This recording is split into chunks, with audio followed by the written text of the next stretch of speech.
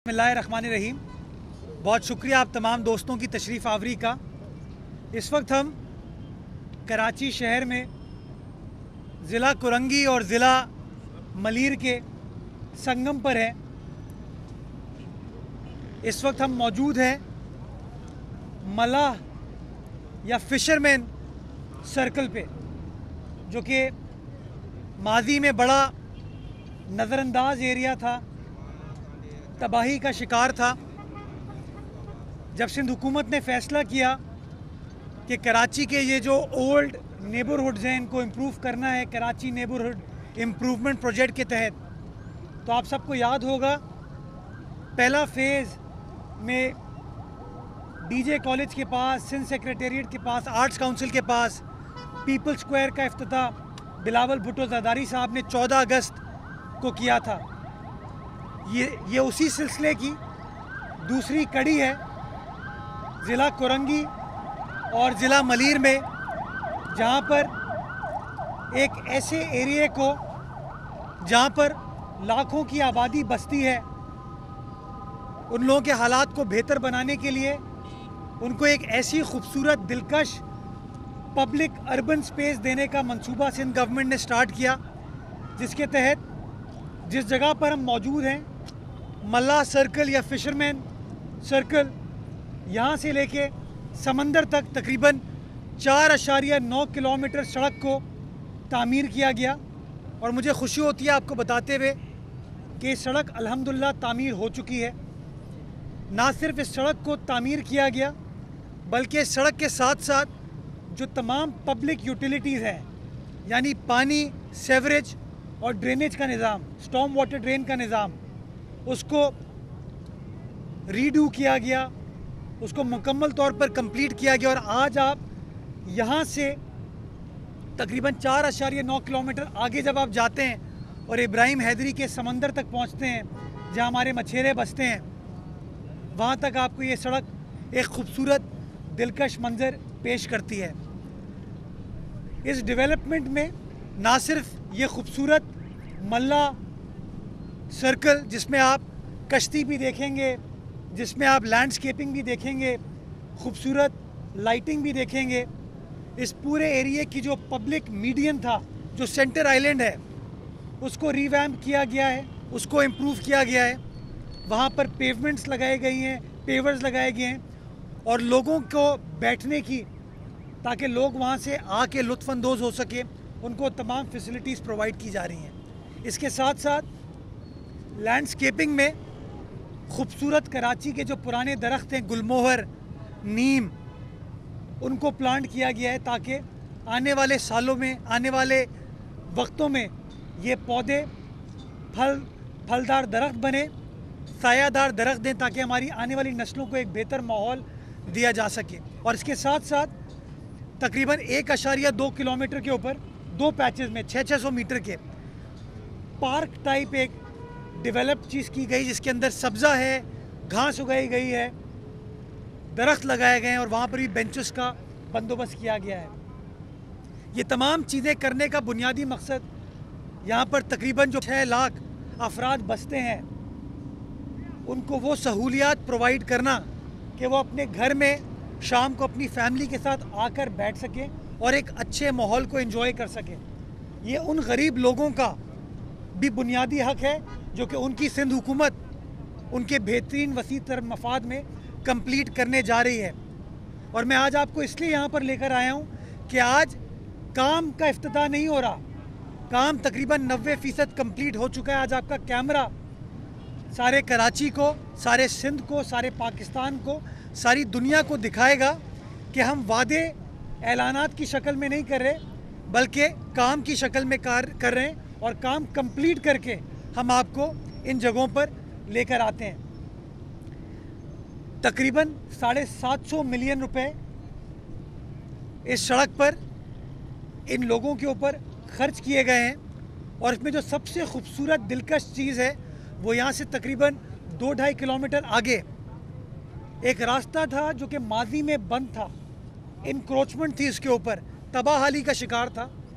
सिंध हुकूमत ने ना सिर्फ उस रास्ते को बहाल किया, बल्कि उसके दोनों तरफ जो सड़क थी वहाँ पर एक बाउंड्री वॉल कंस्ट्रक्ट की गई और उसकी तज़ीनो आराइश करते हुए खूबसूरत पेंटिंग की गई है। और वो लोकल आर्टिस्ट ने किया। हमारे जो यहाँ पे लोकल लोग बसते हैं उनकी मदद हमने हासिल की, उन्होंने हमारी मदद की और उन्होंने खूबसूरत दिलकश समंदर के मनाजिर, मछलियों के मनाजिर उस पेंटिंग में अक्सबंदी की है उनकी। 12,500 स्क्वायर फीट पर वो पेंटिंग की गई है जो कि एक खूबसूरत दिलकश मंजर शहरियों को पेश करता है। मैं आप तमाम दोस्तों के तवज्जुह से एक बार फिर इस बात पर जोर देना चाहूँगा, बिलखुसूस जो यहाँ पर हमारे भाई बहन, हमारे बुज़ुर्ग, हमारे बच्चे बसते हैं, कि अब इन चीज़ों का ख्याल रखना हम सब की जिम्मेदारी है। हमें कोशिश करनी है कि जो लोग उन चीज़ों को नुकसान पहुँचाए हम उनको नुकसान ना पहुँचाने दें। और बिलखुसूस ये जहाँ खूबसूरत आर्ट वर्क किया गया है, पेवमेंट लगाई गई है, पेवर्स लगाए गए हैं, ये राउंड अबाउट स्ट्रक्चर खड़े किए गए हैं, यहाँ पर पान की पीक नहीं मारनी, यहाँ कचरा नहीं फेंकना हमें। ये जो दरख्त यहाँ पर लगाए गए, ये जो पौधे लगाए गए, इनको काटना नहीं है। ये हमारी आने वाली नस्लों के लिए, हमारे मुस्तकबिल के लिए एक असासा होगा। ये ना सिर्फ हमारे माहौल को बेहतर बनाएंगे बल्कि हमारे एनवायरनमेंट को बेहतर करेंगे, ग्रीन क्लीन कराची का मंजर पेश करेंगे। तो एक वादा जो कि सिंध हुकूमत ने, पाकिस्तान पीपल्स पार्टी ने कोरंगी की आवाम से किया था, मलीर की आवाम से, इब्राहिम हैदरी की आवाम से किया था, वो वादा वफा होने जा रहा है। वो वादा ऑलमोस्ट कंप्लीट हो चुका है और अगले चंद रोज़ में इंशाल्लाह इसका बाज़ाब्ता तौर पर इफ्तिताह कर दिया जाएगा। मैं एक और अच्छी खबर देना चाहूँगा आपको कि कोरंगी और इब्राहिम हैदरी के इस एरिया की अतराफ़ की सड़कों को भी सिंध हुकूमत फ़ेज़ 2 में ठीक करने जा रही है, रीडू करने जा रही है। और मैं आपको बताता चलूँ कि मेरी दाएं जानिब जो सड़क है ये भी वापस बनाई जा रही है और इब्राहिम हैदरी की जो अंदर की सड़कें हैं उनको भी रीडू किया जा रहा है ताकि एक खूबसूरत मंजर हम अपने बच्चों को, अपने बुज़ुर्गों को दे सकें। मैं ये बताना चाहूँगा कि ये मंसूबा जो वज़ीर आला सिंध ने बिलावल भुट्टो ज़रदारी साहब ने वादा किया था कराची ट्रांसफॉर्मेशन के हवाले से, ये उसकी कड़ी है कि वफाकी हुकूमत ने ऐलानात बहुत सारे किए, वादे बहुत सारे किए, बातें बहुत सारी की, वोट उन्होंने लिए यहाँ से उनके और उनके इत्तेहादी जमातों ने, लेकिन काम शहीद जुल्फ़िकार अली भुट्टो की पीपल्स पार्टी, शहीद मोहतरमा बेनज़ीर भुट्टो की पीपल्स पार्टी और chairman Peoples Party Bilawal Bhutto Zardari साहब कोरंगी और इब्राहिम हैदरी की आवाम के बेहतरीन मफाद में कर रहे हैं। और इंशाअल्लाह तरक्याती कामों का ये सिलसिला जो कराची भर में सिंध हुकूमत ने स्टार्ट किया है वो सिलसिला इसी तरीके से जारी और सारी रहेगा और आइंदा चंद माह में आप ऐसे बहुत सारे और प्रोजेक्ट देखेंगे जिसका इफ्तिताह सिंध हुकूमत करने जा रही है।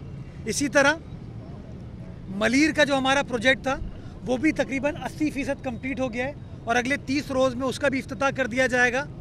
मलीर एक्सप्रेसवे का वादा सिंध हुकूमत ने किया था ताकि शहर के दो हिस्सों को आसानी से जोड़ा जा सके, ट्रैफिक कंजेशन के मसाइल को हल किया जा सके, उसके ऊपर भी काम शुरू हो चुका है और उसकी ground breaking officially chairman Peoples Party Bilawal Bhutto Zardari साहब अगले चंद रोज़ में इंशाल्लाह कर देंगे। इसी तरह नेशनल हाईवे और सुपर हाईवे को जो लिंक रोड मिलाती है उसकी भी टेंडरिंग प्रोसेस स्टार्ट हो गया है।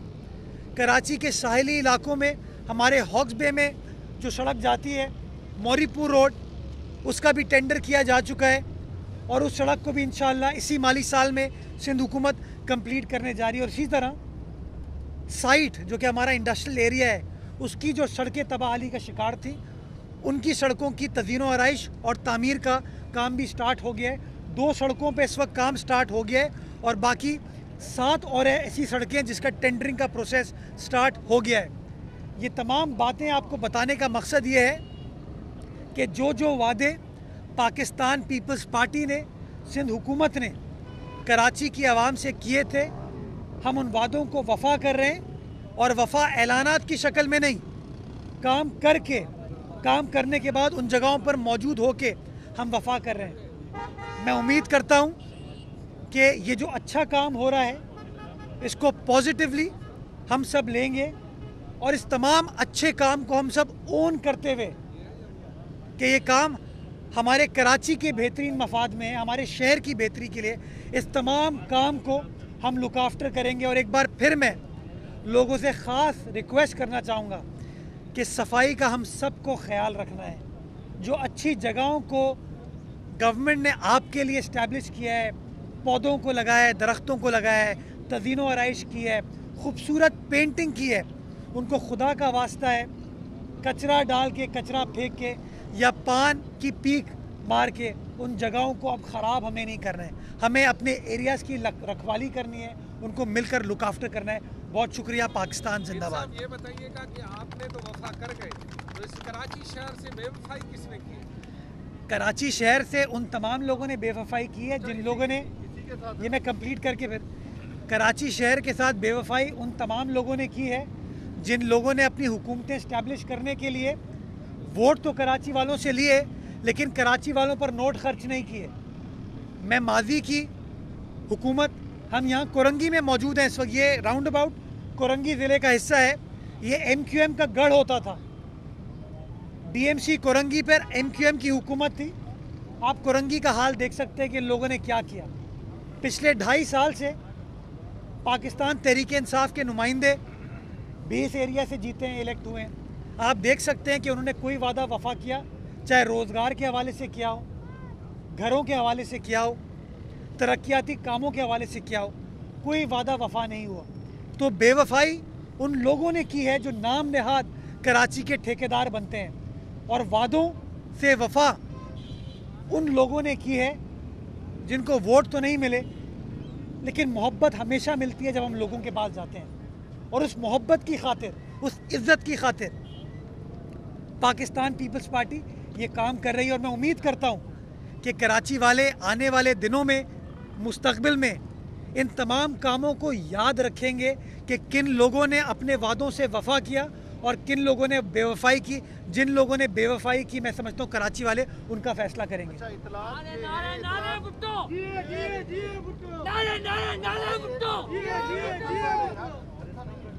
अच्छा, जी जी सोमो साहब, 40 करोड़ रुपए फी MNA को दिया गया है कराची के लिए, तो वो पैसे कहाँ खर्च हो रहे हैं वो नज़र नहीं आ रहे, कोई मनसूबा सामने नहीं आ रहा। और 1113 अरब रुपए का भी कुछ नहीं बताया जा रहा। वफा कब रिलीज करेगा? देखिए, आपने बड़ा इम्पोर्टेंट सवाल पूछा है। पीपल्स पार्टी के किसी MNA को या MPA को वफाकी हुकूमत से कोई पैसे नहीं मिले। हमने सुना है कि PTI से ताल्लुक़ रखने वाले या MQM से ताल्लुक़ रखने वाले जो वफाकी हुकूमत का हिस्सा हैं उनको तरक्याती कामों के लिए पैसे दिए गए हैं। मैं आपके सवाल को आगे लेके जाना चाहूँगा और पूछना चाहूँगा कि वो पैसा कहाँ लगा है। अगर पैसा लगा होता तो आज कोरंगी के हालात मुख्तलिफ होते। कराची से 14 MNAs हैं PTI के, 4 MNAs गालिबन MQM के, तो 18 MNAs मौजूद हैं। ये अरबों रुपए लगते हैं। वो अरबों रुपए कहाँ लगे हमें लगते हुए नज़र नहीं आ रहा। और ये सवाल आपका बिल्कुल जायज़ है जो कि आपको PTI वालों से, MQM वालों से पूछना चाहिए कि वो पैसे कहाँ लग रहे हैं। इसके साथ साथ ये सवाल आपको उन वफाकी वुज़रा से पूछना चाहिए कि तरक्याती कामों के लिए, कराची पैकेज के लिए पहले 162 अरब रुपए का वादा जो इमरान खान साहब ने किया था, और अब जो कराची ट्रांसफॉर्मेशन के हवाले से वफाकी हुकूमत ने अरबों रुपए का वादा किया है, वो पैसे कहाँ खर्च हो रहे हैं, उसमें क्या पेशरफ्त है। मैं तो आपको ये बता रहा हूँ कि सिंध हुकूमत ने जो पैसे मुख्तस किए थे वो लगने शुरू हो गए हैं। काम होता हुआ आपको नज़र आ रहा है, काम आपको कंप्लीट होता हुआ नज़र आ रहा है। जी,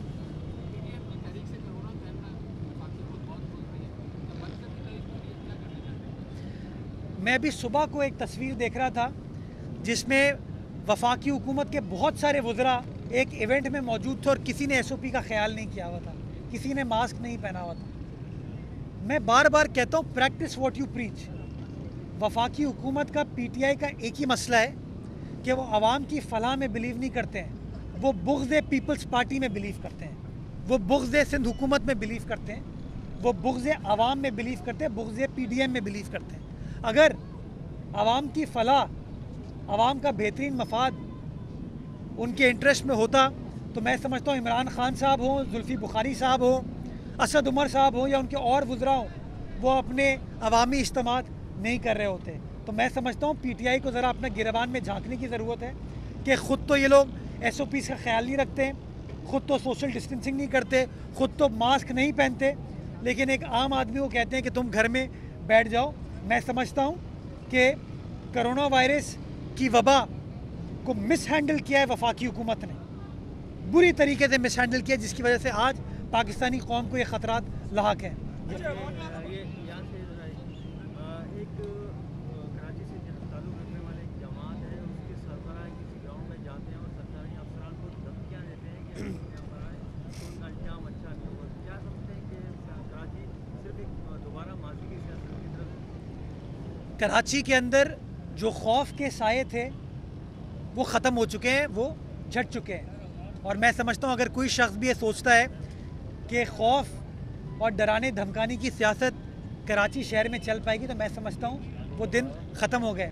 वो सरकारी मुलाजमीन जो कराची के बेहतरीन मफाद में पार्कों से इंक्रोचमेंट ख़त्म कर रहे हैं, ग्रीन बेल्ट से इंक्रोचमेंट ख़त्म कर रहे हैं, सफाई सुथराई के काम को बेहतर बना रहे हैं, मैं समझता हूँ उन अफसरान की मदद करनी चाहिए, उनको सपोर्ट करना चाहिए, ना कि उनको धमकी देने की ज़रूरत है। ये करके आपके पास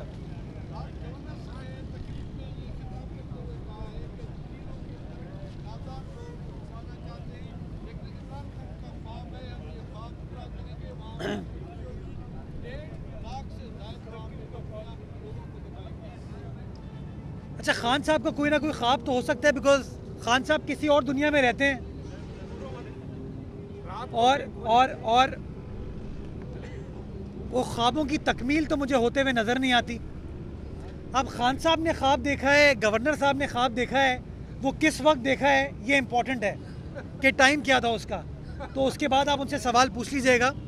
मैं तो बड़ी छोटी सी बात करना चाहूँगा भैया कि खान साहब ने, गवर्नर साहब ने, असद उमर साहब ने, इन तीन लोगों ने कराची के हवाले से 162 अरब रुपए तरक्याती पैकेज का ऐलान किया था।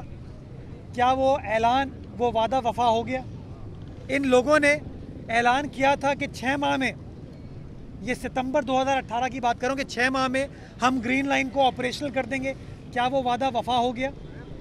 ये इमरान इस्माइल साहब, गवर्नर साहब, जो कि माजी की हुकूमतों को बुरा भला कहते थे, आज उन्हीं हुकूमतों के स्टार्ट किए हुए कामों के ऊपर अपनी तख्ती लगा रहे हैं, अपना फीता काट रहे हैं।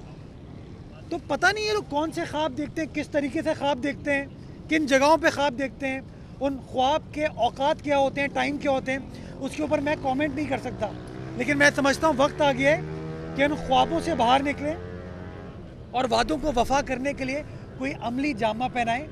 ये जज़ायर सूबाई सिंध की आवाम की मिल्कियत थे, मिल्कियत हैं और इंशाल्लाह मिल्कियत रहेंगे। वफाकी हुकूमत को इन जज़ायर के ऊपर चाइना कटिंग हम नहीं करने देंगे। अच्छा, PDM अगर अगले मरहले में मुल्की धरने या लॉन्ग मार्च का ऐलान करती है, तो पीपल्स पार्टी बतौर सियासी जमात सिंध में क्या हिकमत अमली अपनाएगी? सड़कों को, शाहराहों को बंद करने की इजाज़त देगी, धरने लगाने की इजाज़त देगी? देखिए, वफाकी हुकूमत पहले दिन से, जब से कोरोना वायरस स्टार्ट हुआ है, वो कहती है कि कोरोना वायरस एक मामूली सा फ्लू है। उनके वुज़रा कहते हैं इससे ज़्यादा लोग तो एक्सीडेंट की वजह से इंतकाल कर जाते हैं। तो ये जो नैरेटिव है, ये वफाकी हुकूमत था, और उस नैरेटिव के नतीजे में हुआ क्या कि आपने सनतें खोल दी, फैक्ट्रियाँ खोल दी, शॉपिंग सेंटर खोल दिए, प्लाजा खोल दिए, मॉल्स खोल दिए, दुकानें खोल दी, बाज़ार खोल दिए, ट्रांसपोर्ट खोल दी, जहाज़ खोल दिए, बसें खोल दी, ट्रेनें खोल दी। अब वो तमाम चीज़ें आपने खोल दी, फिर आप कहते हैं कि जो महंगाई हो रही है, इस महंगाई के ख़िलाफ़ एहतजाज कोई ना करे। ये जो बेरोज़गारी हो रही है, इस बेरोज़गारी के ख़िलाफ़ कोई एहतजाज ना करे। स्टील मिल के 4,500 मुलाजमीन को आप बरतरफ कर देते हो और आप कहते हो कोई एहतजाज ना करे। ये कैसा दोहरा मयार है? और मुझे ज़्यादा गुस्सा या ज़्यादा दुख इस बात पे होता है कि जो शख्स ऐलान करता है कि मास्क पहनना लाजमी है, आप उसकी अपनी वीडियो निकाल के देखें, वो ख़ुद मास्क नहीं पहनता। जो शख्स ऐलान करता है कि अवामी इज्तिमात नहीं होने चाहिए, वो ऐलान करने के 24 घंटे बाद सखर में जाता है और अवामी इज्तिमा से खिताब करता है। तो बुनियादी तौर पर ये जो PTI का दोहरा मयार है, और वो दोहरा मयार इसलिए है कि पीटीआई की हुकूमत समझती है एक चीज़ में, me, myself and myself, Imran Khan and Imran Khan, our government, इन तीन चीज़ों के अलावा तो कुछ सोचते नहीं हैं। तो अपनी हुकूमत को, अपने जाली इक़्तिदार को, अपने सेलेक्टेड इक़्तिदार को, अवाम दुश्मन इक़्तिदार को, अवाम का इस्तेहसाल करने वाले इक़्तिदार को तूल पहुँचाने के लिए उनको जो चीज़ भी करना पड़े वो करने को तैयार हैं। तो वो अगर चाहते हैं कि अवामी इज्तिमात ना हो तो वज़ीर आज़म को कहें कि वो अपोजिशन जमातों से बात करें, वज़ीर आज़म को कहें कि वो सयाहत को रोक दें, जहाज़ को रोक दें, ट्रेनों को रोक दें, सनतों को रोक दें, बाज़ार को रोक दें। आप जाइए ज़रा लाहौर जाके देखिए, आप रेस्टोरेंट देखिए वहाँ पर, आप बाज़ार देखिए वहाँ पे, चलें वो भी छोड़ दीजिए, आप इस्लामाबाद जाइए, आपको नज़र आ जाएगा किस तरीके से एक आम आदमी कन्विंस्ड है कि कोरोना वायरस हमारा मसला ही नहीं है। और वो इसलिए कन्विंस्ड है कि मेरे कप्तान, मेरे वज़ीर आज़म ने उसको कहा था कि घबराना नहीं है आपको। असद उमर साहब ने कहा था कि इससे ज़्यादा अमवात रोड एक्सीडेंट्स में हो जाती हैं। तो ये अपना बयानिया दुरुस्त कर ले, मैं समझता हूँ लोग SOPs को फॉलो करना शुरू कर देंगे। बहुत अभी वज़ीर आला हाउस में इजलास हुआ, उस इजलास में अस्करी क़यादत भी मौजूद थी। तो K4 की हकीकत क्या है और कराची के नालों की सफाई और उसके तजावुज़ात के बारे में हकीकत क्या है? K4 की हकीकत अभी तक ये है कि K4 अभी तक वफाकी हुकूमत ऑपरेशनलाइज नहीं कर पाई। बड़ी खबर। वफाकी हुकूमत ने बड़े बड़े ऐलानात किए थे, बड़े बड़े वादे किए थे और फिर कहा कि हम इसको खुद करेंगे। अब तो सिंध हुकूमत ने कहा ठीक है आप खुद कर लीजिए। आज K4 ऑपरेशनलाइज नहीं हुई है और मैं समझता हूँ ये शो करता है कि जब आप ऐलानात करेंगे होमवर्क किए बगैर तो वो ऐलानात पाए तकमील तक नहीं पहुँचेंगे। तो मैं अपने वफाकी हुकूमत के नादान दोस्तों से गुजारिश करना चाहूँगा कि ऐलान करने से पहले अगर थोड़ा काम कर लें, थोड़ा सा होमवर्क कर लें तो बाद में उनको शर्मिंदगी का सामना नहीं करना पड़ेगा। बहुत शुक्रिया। सब्सक्राइब करें और बेल दबाएं ताकि कोई खबर रह न जाए।